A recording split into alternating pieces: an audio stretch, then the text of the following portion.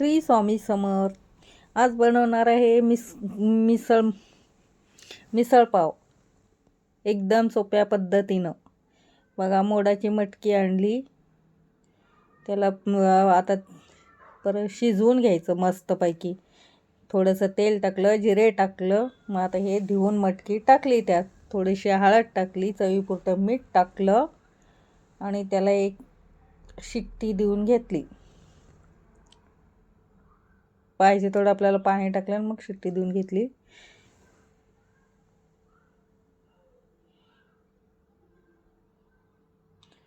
मग याचं वाटण तयार केलं. थोडंसं खोबरं घेतलं भाजून बारीक पीस करून. 2-3 कांदे छोटे छोटे त्यात टाकलं. टमॅटो, थोडं लसण, कोथिंबीर त्यातच भाजून घेतलं चांगलं ब्राऊन कलर होईपर्यंत. थंड झाल्यावर वाटून घेतलं खोबरं, कांदा, लसूण, कोथिंबीर, थोडीशी लाल मिरची पावडर टाकली, मसाल्यात वाटून घेताना. मग हे वाटण तयार झालं. मग आता फोडणी द्यायची.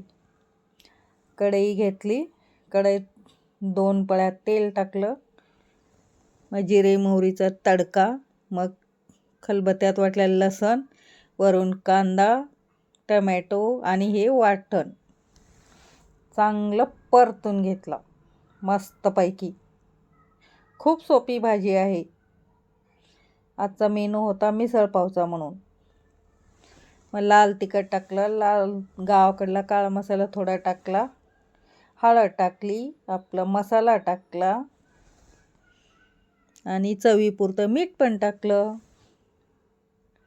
आणि वरून कोथिंबीर. हे उकडलेली मटकी मस्त उकडली होती, दिला तडका त्याला. किती छान झाली बघा भाजी. वास तर खूप छान येतो, तर घमघमाट.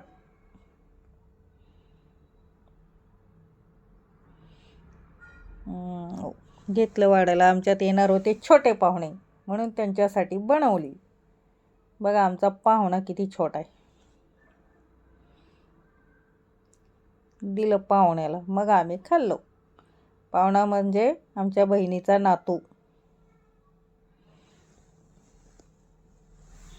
बघा आता त्याचं बघा काय काय म्हणतो. बाय, भेटूया नेक्स्ट